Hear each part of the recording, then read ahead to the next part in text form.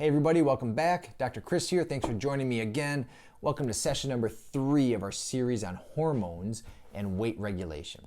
Okay, just to recap, session number 1, we did a brief overview, and then we talked about ghrelin, a hormone that comes from the stomach and increases hunger. Last session, session number 2, we moved down a little bit and talked about hormones that come from the intestines in response to eating. And today we're going to talk about the pancreas. Okay, so the pancreas sits right here. Okay, it's right in the upper abdomen, kind of deep back a little bit. And the pancreas is involved in 2 separate functions. The first is the exocrine function. Okay, so exocrine function has to do with digestion. So you eat food, the pancreas is involved in digesting the food. Okay, the part that I'm going to focus on today is the endocrine function. The endocrine function is the hormone secretion involved with weight regulation.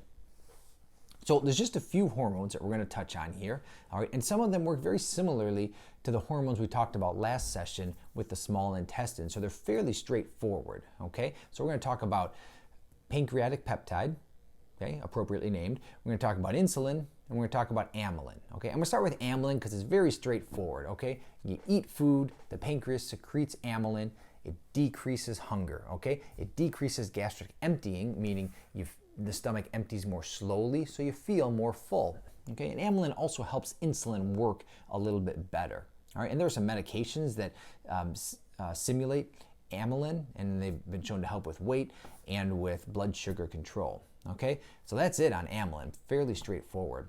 Okay, then I'll move to pancreatic peptide. Okay, so pancreatic peptide, same thing. You eat, within a few minutes, your pancreas is secreting PP, pancreatic peptide. And pancreatic peptide works a lot like some of the other hormones we talked about last session. It works in 2 main areas. First, it works in the intestines, okay? So it tells your intestines, slow down. You remember GLP-1? Very similar function, okay? So it tells your intestines to slow down. Second place it works is up in your brain. So it goes up here and works on neuropeptide Y, okay? You remember that, NPY? So, and we'll get into the brain section. We haven't talked about that yet. We will in a couple sessions here. So you'll find out that there are a few common pathways in the brain that respond to these lower body signals that help with weight regulation, tell you you're full, tell you to stop eating. Okay, so NPY is one of those things involved in the brain, and pancreatic peptide triggers that. Okay, that's all we got for PP. Okay, pancreatic peptide. Again, fairly straightforward, works in the gut, works in the brain, okay? And tells you you're full. Slow down, you don't have to eat so much, okay? The last one we'll spend just a little bit more time on is insulin, okay? So a lot of people have heard of insulin. Why? Because we use it for blood sugar control. Someone has diabetes, their blood sugar is too high, take a shot of insulin, it decreases your blood sugar, okay? So insulin comes from the pancreas, okay?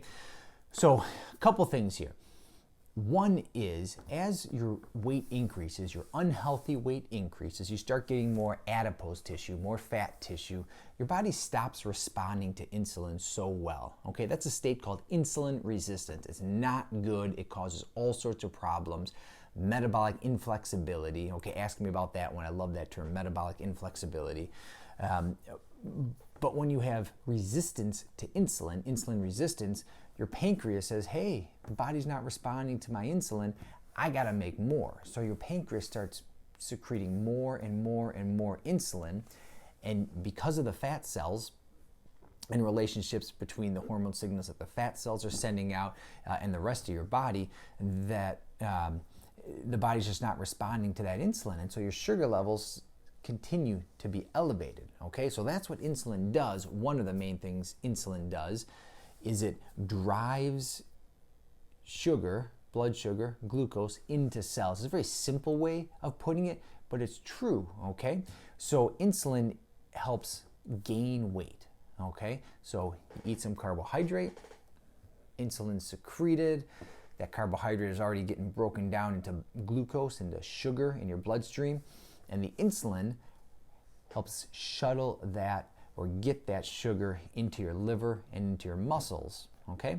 It also helps drive amino acids, that's broken down protein pieces, into the muscles so they can be used to gain muscle. Okay, so that's why some people who are doing some heavy resistance training, trying to put on muscle after exercise or during exercise, they'll deliberately ingest carbohydrate to stimulate that insulin response so they can gain more muscle. Okay, some other reasons for it, but that's one of the theories. Okay, so when insulin helps drive the sugar into your liver, sugar stored in your liver, okay, it's called glycogen. All right, that's a storage form. That's how your body stores glucose, in the form of glycogen.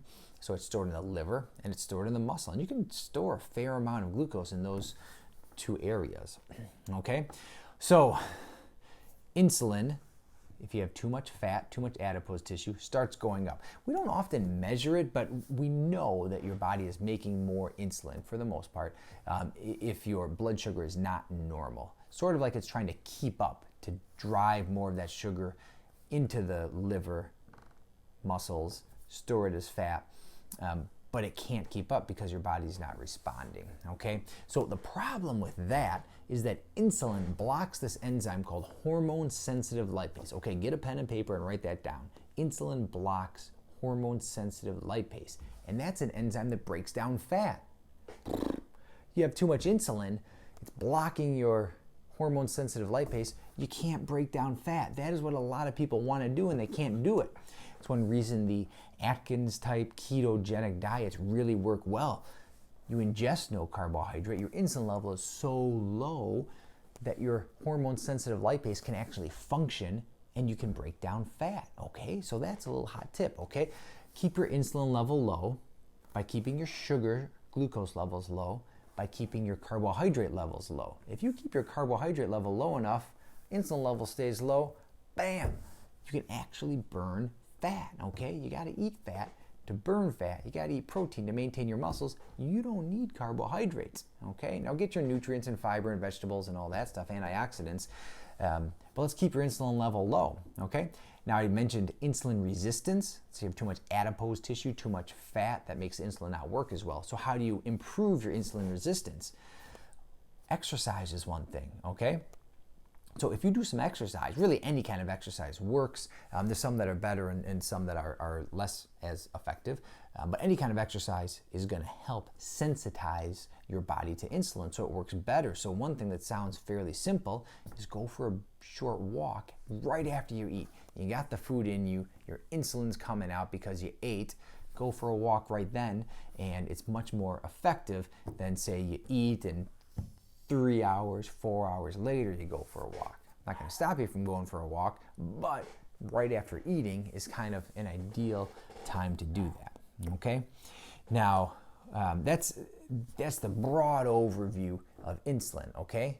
So just to summarize the insulin part, because that's one of the most important things here, is that insulin blocks hormone-sensitive lipase, which is involved in fat burning. Okay, so if you want to burn fat, you got to keep your insulin level low, and you do that 1 by losing weight, 2 by exercising, 3 kind of tied in with the other 2 things is eating a healthy diet. Okay, so and then to just review the other 2, amylin, fairly straightforward. You eat, amylin comes out, decreases gastric emptying and increases fullness, and then pancreatic peptide that works in the intestines, in the brain, in response to eating to say, hey, I'm full, I don't need to eat anymore. One other point, side point on pancreatic peptide, people whose weight's too high, too much fat tissue, too much adipose tissue, they don't have as much pancreatic peptide. So if you eat, you're not as full as someone else, okay? That's not fair. So let's get you to lose some weight so you can actually be full.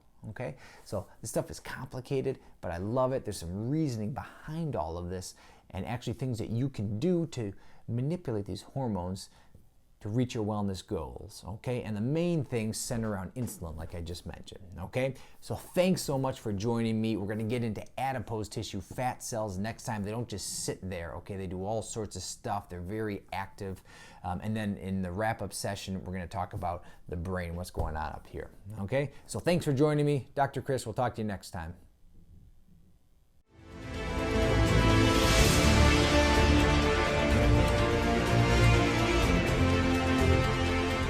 Be sure to schedule your free 30-minute initial phone consultation by sending me an email or by visiting our website at refinedwellnessconsulting.com.